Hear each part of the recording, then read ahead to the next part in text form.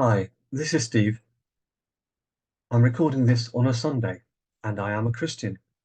But this is not meant to be a sermon or preaching, just my rambling views on individualism, what it does and doesn't mean to me, and adding in some social media context and examples. To me, individualism means the right of each person to decide how and the degree to which they will associate or cooperate with others. Some call individualism selfishness, and of course, as with coerced collectivism, sometimes it is selfish. But when undertaken thoughtfully, it certainly need not be. When undertaken whilst thinking of the effect of your actions on others, it certainly isn't. There's plenty of people who espouse utopian collectivist ideals who behave just as selfishly or individualistically in their lives as anyone else whenever it suits. Most of us, of course, will choose to cooperate with others, often to quite a large and regular extent, but it is their choice, not to be imposed by those in positions of authority or those so hidebound that they feel threatened by any form of difference. To me, individualism means that each individual has the right to decide for themselves, as opposed to being coerced in some way, the extent to which they play by the rules normal in or proposed by the wider society in which they find themselves. And as an aside, there are many ways, some obvious and some far less so, in which society attempts to coerce individual behaviors. To me, individualism is a bottom-up approach where society has to continually prove that the rules, processes, procedures, and norms it espouses are worthy of adherence. Many, indeed most of them, are, but it shouldn't be taken as read. This is in contrast to a top-down coercion, by force if necessary, of ideas that have a marked tendency to simply preserve the status quo and the current elite in their positions. Now, I'm not for a moment suggesting that societal change must or should be literally continuous, and certainly any proposed changes to accepted norms must be judged on their individual merits. Change is neither always good nor always bad, and wisdom is being able to tell which is which. And of course, each individual must take responsibility for the consequences of their actions or non-actions, and most, weighing the downsides of non-conformity, choose to go along with the mainstream flow, which is why there are so few behavioral mavericks, whether well-meaning or ill-meaning, such as criminals, as a percentage of humanity. Most people realize the need for and benefits of cooperation with others around them. But the principle is that such decisions should largely be left to the individual rather than coerced by a collective narrative that many just accept or take for granted unthinkingly.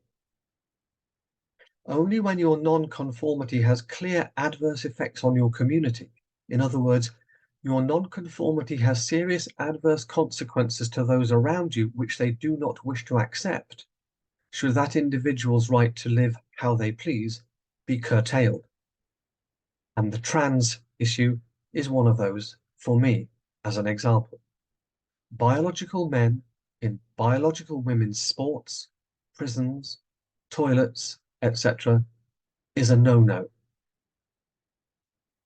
But just being different, a bit eccentric, or preferring your own company and such like, should not in itself justify coercion, provided, of course, that you know and are prepared to accept the consequences of your non-conforming behaviour.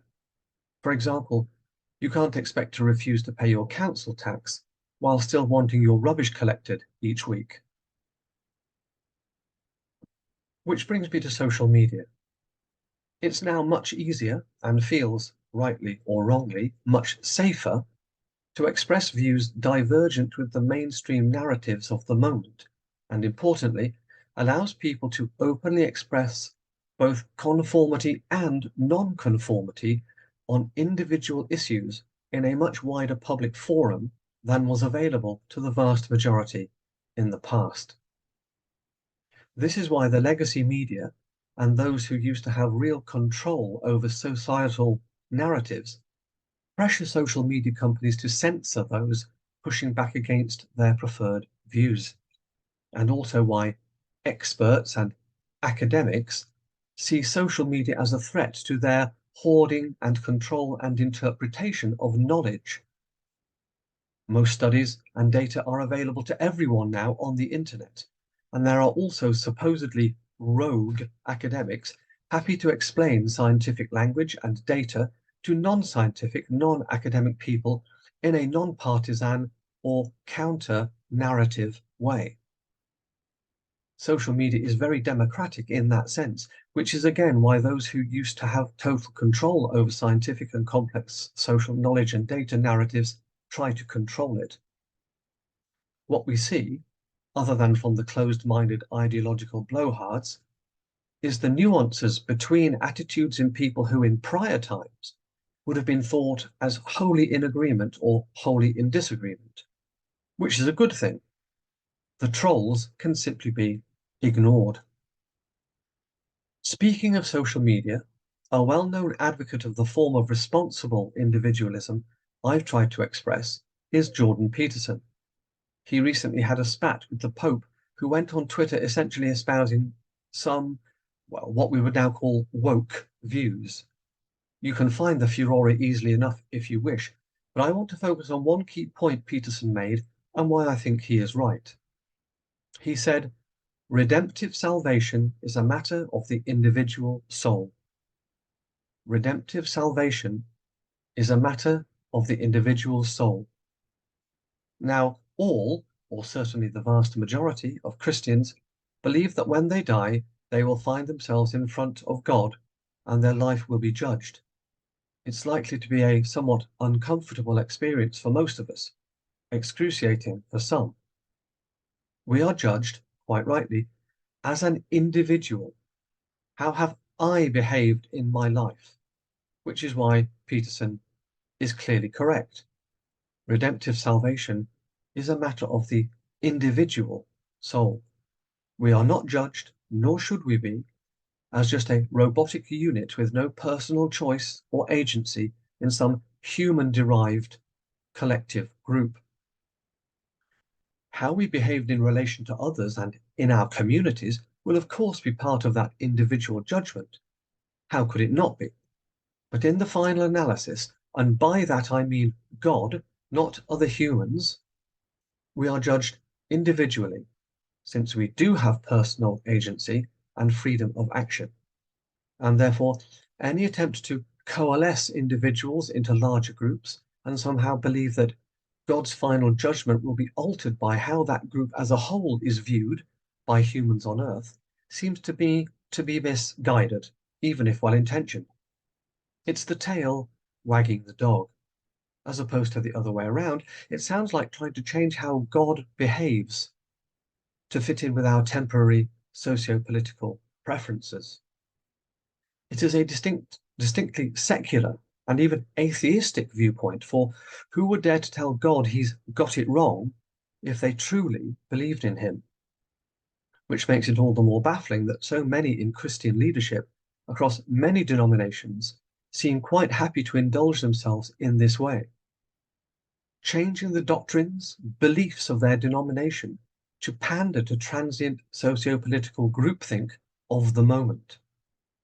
As individuals, we have to stop just doing what we're told and make our own moral judgments, for that is how we will be judged. Thanks for listening.